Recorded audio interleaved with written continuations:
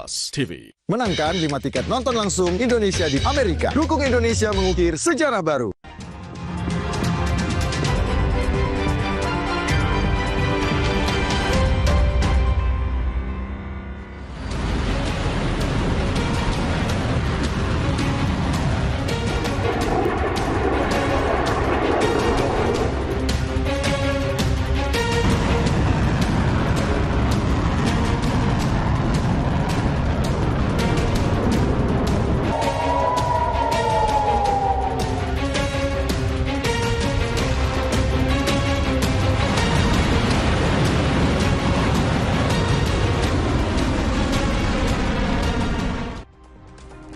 Saudara, Iran meluncurkan serangan rudal ke pangkalan militer Amerika Serikat di Doha, Qatar. Serangan ini sebagai balasan atas serangan Amerika Serikat ke fasilitas nuklirnya.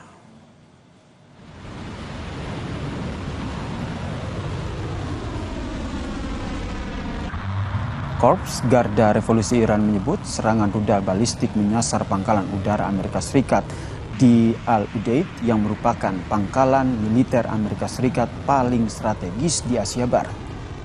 Serangan ini menandai dimulainya operasi serangan balasan di mana pangkalan AS di Qatar dipilih menjadi target pertama.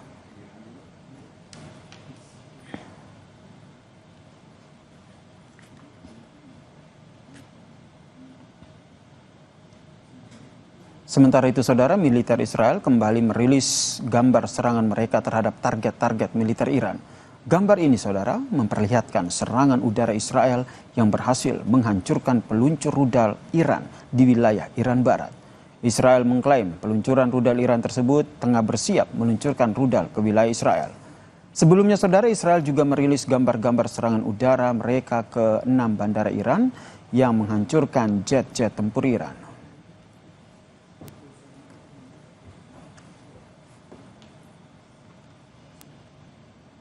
Presiden Donald Trump pada hari Senin mengumumkan bahwa Iran dan Israel telah sepakat untuk melakukan gencatan senjata yang menandai berakhirnya perang 12 hari. Hal tersebut disampaikan Trump melalui platform media Truth Social pada Senin sore waktu setempat. Presiden Trump menyampaikan ucapan selamat kepada kedua negara dan mengumumkan gencatan senjata akan dimulai dalam waktu kurang lebih 6 jam. Setelah masing-masing negara menyelesaikan operasi militer yang tengah berlangsung.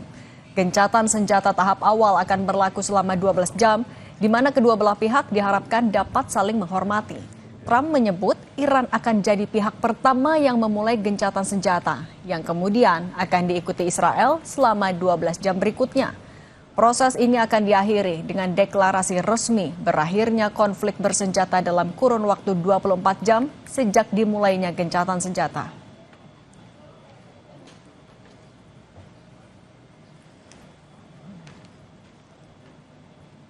Sementara Menteri Luar Negeri Iran, Abbas Araghchi, membantah soal kesepakatan gencatan senjata Iran-Israel yang dinyatakan Presiden Amerika Serikat Donald Trump. Menlu Iran mengatakan, Iran akan menghentikan serangannya jika Israel menghentikan serangan udara sebelum pukul 4 pagi waktu setempat. Pernyataan ini menandai pernyataan resmi pertama Iran tentang klaim gencatan senjata antara Iran dan Israel yang diungkapkan oleh Presiden Amerika Serikat Donald Trump. Menlu Iran mengirimkan pesannya di media sosial X pada pukul 4:16 pagi. Sebelumnya, Iran menunggu Israel menghentikan serangannya paling lambat pukul 4 pagi waktu Tehran. Namun Israel justru meningkatkan serangannya tepat sebelum gencatan senjata mulai berlaku.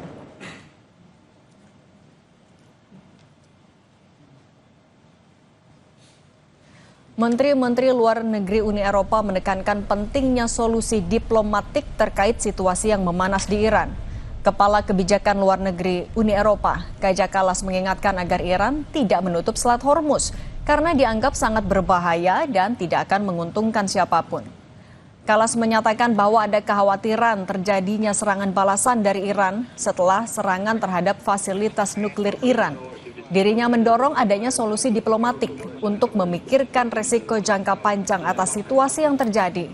Dalam rapat bersama sejumlah menteri luar negeri Uni Eropa, Kallas menyebut bahwa negara-negara anggota Uni Eropa akan membahas hasil tinjauan terhadap pasal 2 dari Perjanjian Asosiasi dengan Israel, yakni sebuah perjanjian kerjasama dengan negara yang terlibat konflik bersenjata di Gaza dan Iran. So ministers are very much focused on the diplomatic solution and also the concerns of retaliation and this war escalating are huge. Especially closing of the Strait of Hormuz by Iran is something that it would be extremely dangerous and not good for anybody. Of course, we are discussing Middle East in broader sense, also after also Gaza and Article 2 of association agreement with Israel. We have done the review. The review is ready. All the member states have it. Lalu bagaimana keberlanjutan perang Iran-Israel? Usai diumumkannya gencatan senjata oleh Presiden Trump, kita sudah bergabung dengan Marsma Purnawirawan Agung Sasongko Jati selaku pakar strategi udara dan mantan pilot F-5 dan F-16 TNI AU, serta Guru Besar Kajian Wilayah Timur Tengah dan Islam Universitas Indonesia, Yoh Mahmudi. Selamat petang semuanya. Selamat petang, Mbak. Ya. Mas Yo, saya mau ke Anda dulu. Mas Yo, sebenarnya apa yang bisa kita baca dari pernyataan Presiden Trump yang mengaku ada kesepakatan gencatan senjata? Karena Iran sudah membantah. Israel pun mengamini bahwa target militer sudah tercapai bahkan melebihi, tapi informasi terakhir, berita terakhir, Israel tetap mengumumkan akan melanjutkan perang itu karena ada pelanggaran gencatan senjata. Apa sebenarnya ada di pikiran Amerika Serikat dan Israel? Ya, pengumuman Trump ya untuk mengakhiri peperangan dan gencatan senjata itu kan sebenarnya ketika dalam kondisi klimaks ya, satu sama lain pada puncak penyerangan, tiba-tiba anti klimaks begitu ya. Trump mengumumkan bahwa telah terjadi gencatan senjata. Ya, kalau kita agak flashback sedikit ke belakang, kan Trump juga memberikan ancaman kepada Iran apabila melakukan agar tidak melakukan serangan balik atas serangan yang dilakukan oleh Amerika ke 3 situs pengayaan nuklir, dan apabila itu dilakukan maka akan dilakukan serangan yang lebih keras dan bahkan dampaknya tidak bisa dibayangkan sebelumnya. Tapi kemudian yang terjadi adalah sebaliknya ya, ketika Iran kemudian melakukan serangan atas pangkalan militer yang ada di Qatar. Tidak lama setelah itu justru Trump mengumumkan adanya upaya gencatan senjata yang sudah disepakati ya oleh kedua belah pihak antara Israel dan Iran. Ya, walaupun belum ada pernyataan resmi yang betul-betul firm dari pihak Iran, karena posisi Iran itu kan memposisikan bahwa negaranya under attack ya, jadi Iran bukan yang memulai, maka kemudian tergantung dari Israel. Begitu Israel berhenti, maka Iran akan berhenti.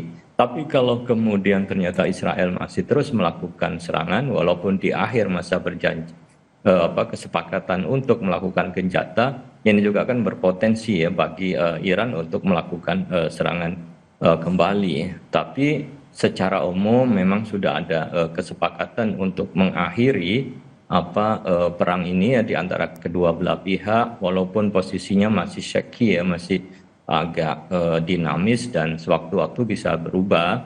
Namun sudah mulai ada jaminan ya dari mediator yang ada, termasuk dari Qatar yang sudah berkomunikasi dengan Iran, dan juga Donald Trump yang sudah memberikan tekanan cukup keras ya kepada Israel agar kemudian melakukan penghentian serangan dan melakukan gencatan senjata, begitu.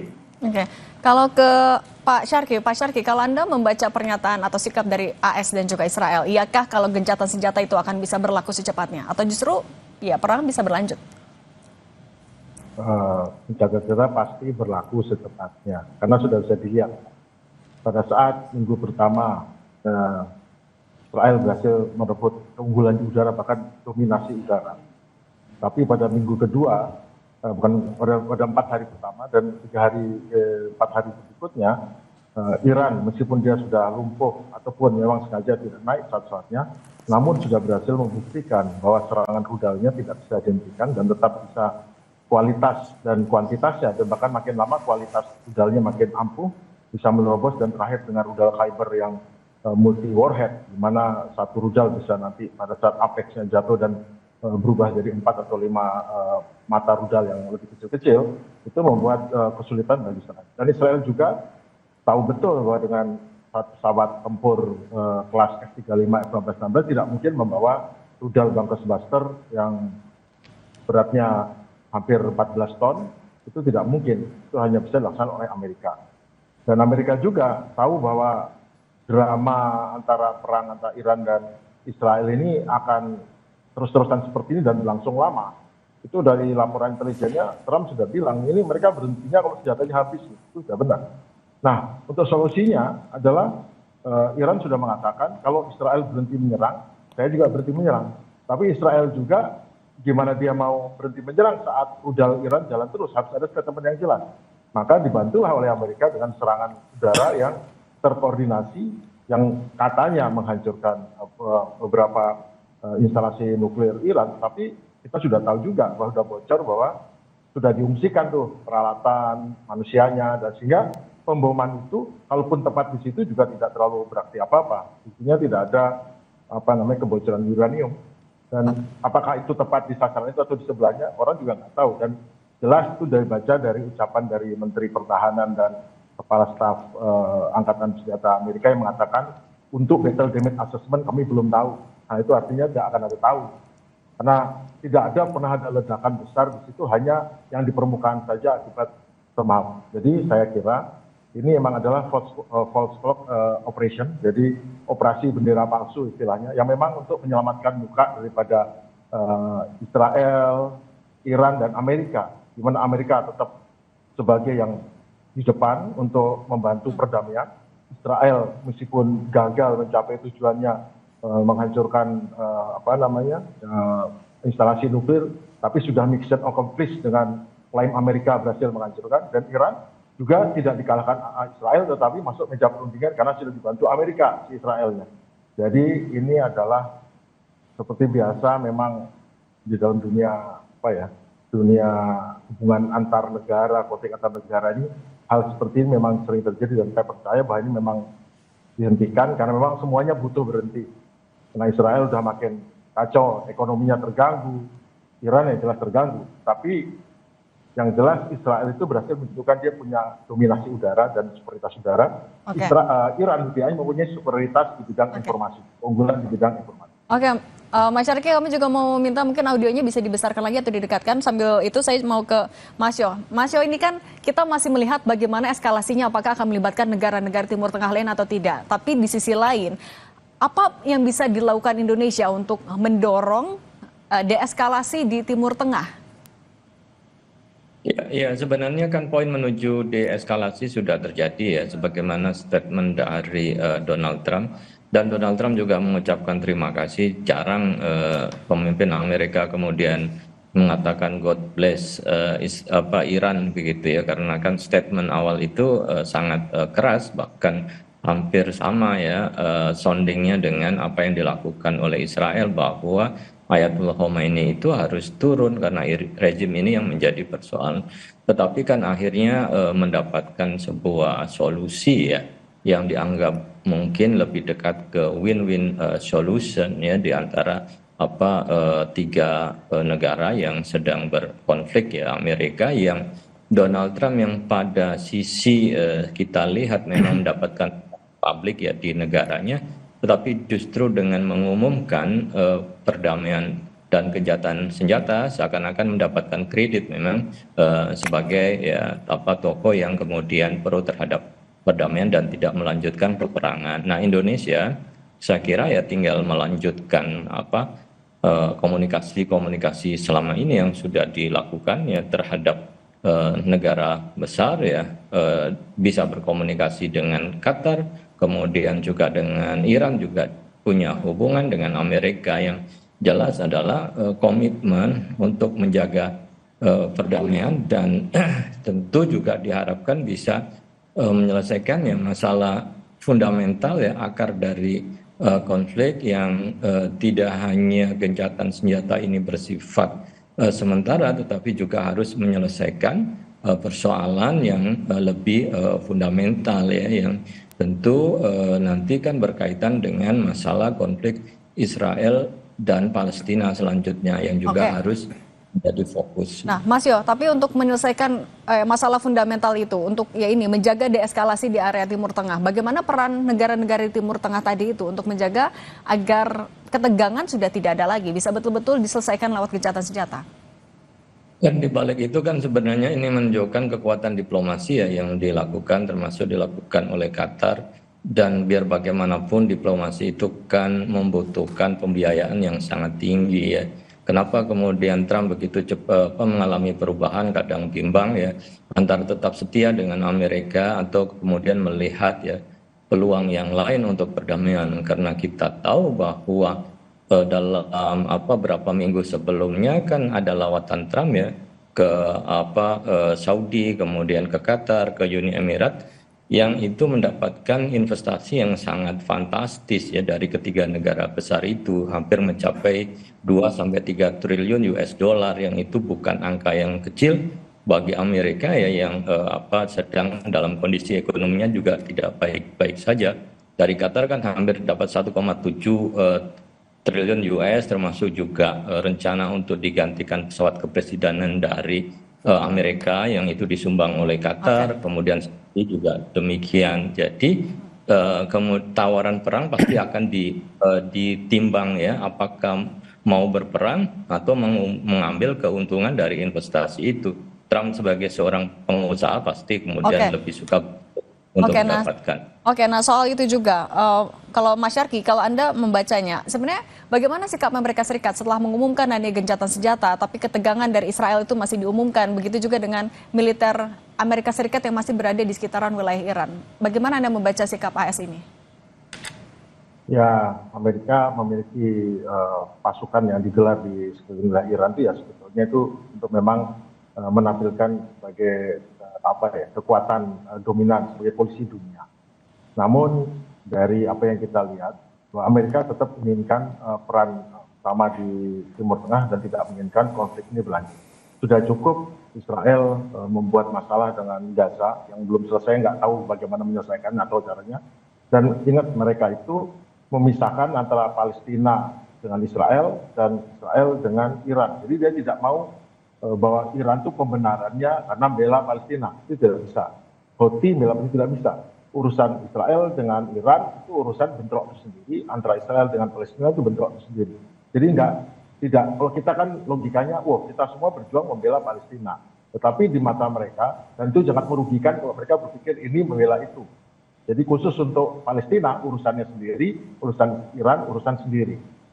Jadi nggak ada kaitan antara membela asasi manusia tadi. Itu memang pakemnya Amerika di situ. Cuman memang harus kita perhatikan bahwa kepentingan Amerika yang utama dalam keputusan ini agar Amerika tetap menjadi leading atau pemimpin dalam geopolitik di Timur Tengah. Oke, Mas Syarki, Iran kan berkali-kali menegaskan kalau akan melakukan serangan balasan bagi siapapun yang juga melakukan serangan. Dengan kita tahu fakta bahwa pangkalan militer Amerika Serikat di Timur Tengah itu tersebar di 8 negara.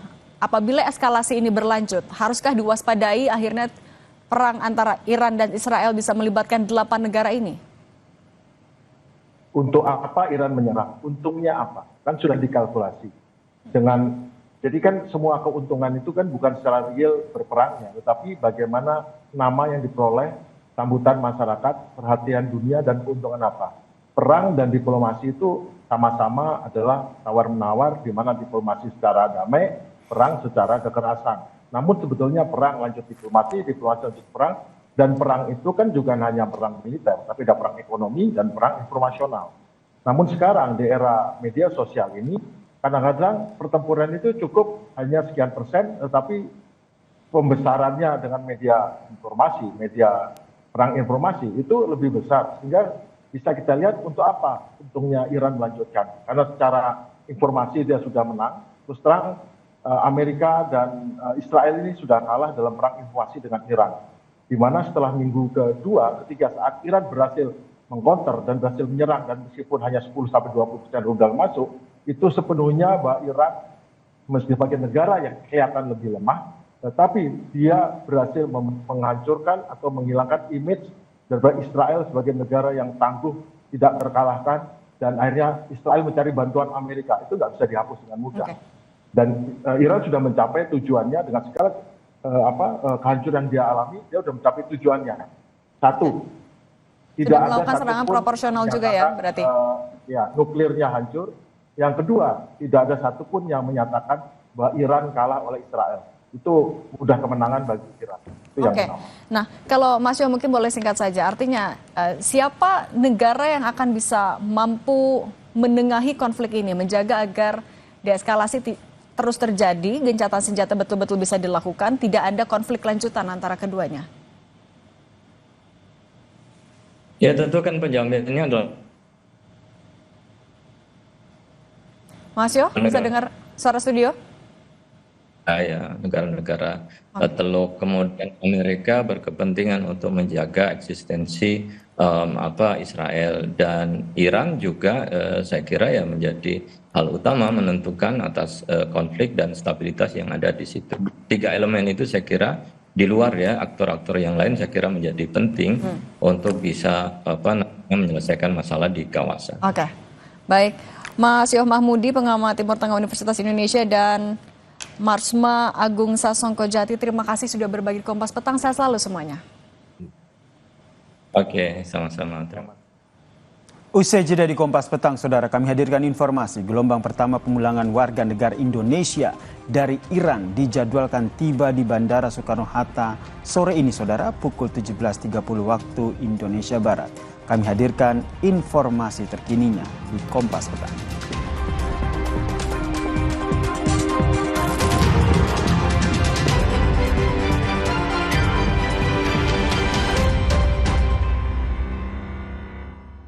Komitmen mengangkat dan menyuarakan praktik bisnis